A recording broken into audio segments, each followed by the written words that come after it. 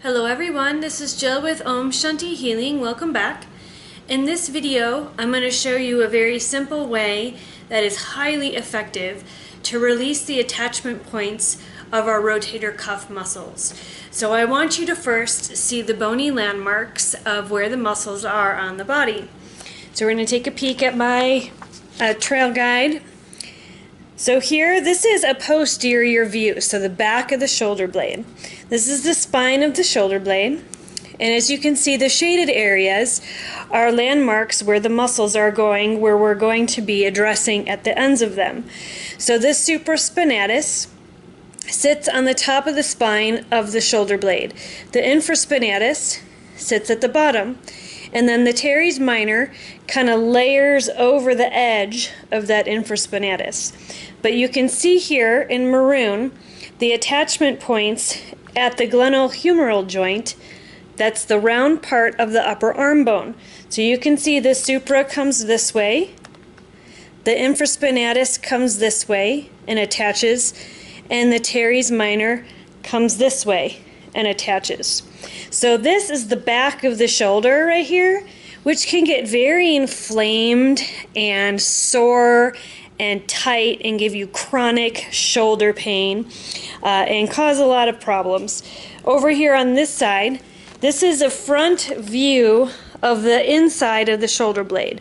So think of this as the shoulder blade attaching to the ribs in front of it. So this is a front view of the arm bone, right? So the ribs are just taken out to give you a visual of what it looks like. So this is the subscapularis. It covers the whole inside under part of that shoulder blade that's attached to your rib cage, and it comes around to the front of your shoulder at the glenohumeral, and it attaches right there. So let's flip over the page, and we can see in greater detail the muscles that we're talking about. So this foregroup is called the sits muscles. That's the acronym for the rotator cuff group. Now when you get rotator cuff muscle injuries, it might be one or more of these muscles. Now you need to ask specific questions to your doctor or PT as to what muscles in the rotator group are torn or injured or what have you if you do happen to have to go to physical therapy or pre or post surgical procedure. Find out what muscle exactly is torn or injured. So up here you can see, before we go through the actual muscle, right here you see the four muscles we're talking about. And as you can see in the beginning of each one of these, it spells S-I-T-S, sits. So those are the group, the four that we're talking about when we're looking at releasing rotator cuff pain. Okay, so here's a visual. Supraspinatus. This is the one that hangs out above the spine of the shoulder blade, and you can see it comes over and it attaches at the glenohumeral. Now if you look on this side, infraspinatus, this is its neighbor just below the spine of your shoulder blade. This one comes over the top of the shoulder blade also and attaches at the back of the arm. Okay, do you see how where these all intersect, how it can create some problems? They're all layered on top of each other and they get all bound up and confused and glued in place, and it creates a lot of pain. So infraspinatus, moving on, this little guy is neighbors, or with the teres minor, I'm sorry. The infraspinatus and the teres minor are neighbors. So this guy is kind of hanging out during the around the lower part of that infraspinatus and kind of joins and meets right at the same spot as the other two. And then here, this is an anterior view of the subscap. This muscle is lined on the underside of your shoulder blade, and it wraps around to the front of the shoulder, hanging out with the rest of these three. Okay, so all these together wrap around the front of that shoulder and create the cuff of the rotator cuff. And these muscles provide medial rotation of the shoulder. So if I were to go like this rotate the shoulder in. So protraction, rounding of the upper back, right, creates a lot of pulling back there, and then you're stabilizing, which can cause some chronic pain and make your shoulder feel stuck. It also provides lateral rotation of the shoulder. This is that teres minor that turns laterally. Okay. And we squeeze back there. We can feel it, right? So the infraspinatus, that one just below the spine, we have a lateral rotation also with that one. And then we abduct the shoulder. That is that teres in the infraspinatus, the one at the bottom of the shoulder blade.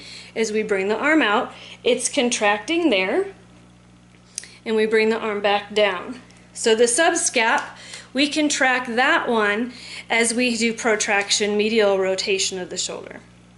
We stretch it by doing the opposite, lateral. Okay, so I have a trick that I have been just trying to find a way to get that spot unstuck on my body, because that is the worst spot on me, and it's kind of chronically tight, especially on my right side. So I've tried laying on my side with a tennis ball and cramming it in there and pushing against my shoulder blade, and that works great. But I have found a great trick that is so easy, and I hope that you all really find it to be hugely beneficial.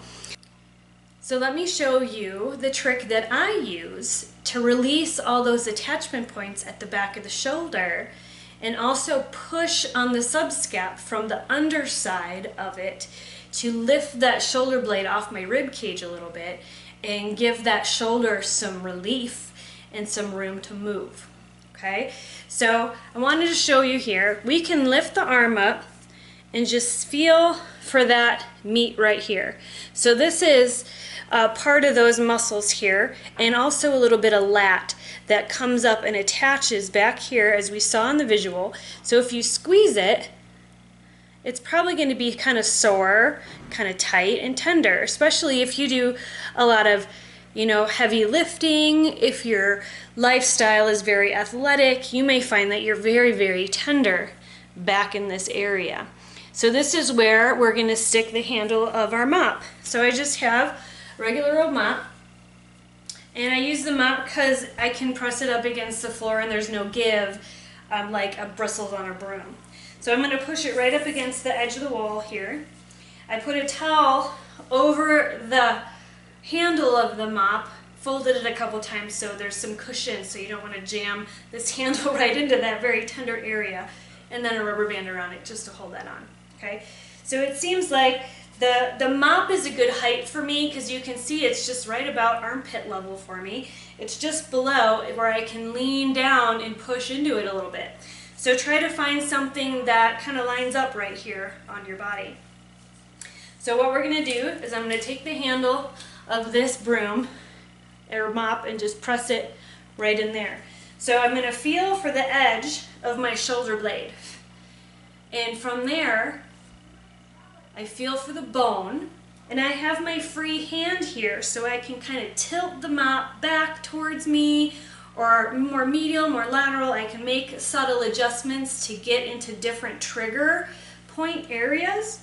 So here I am, I'm pressing into the blade of my shoulder blade here. So right on the outer edge, and I'm just letting my arm hang, and I'm leaning forward. So just go in very slowly to kind of let yourself desensitize a little bit, because this could be really fiery. When I put my fingers in people's armpits for massage on my table, this spot often creates quite emotional responses in the body.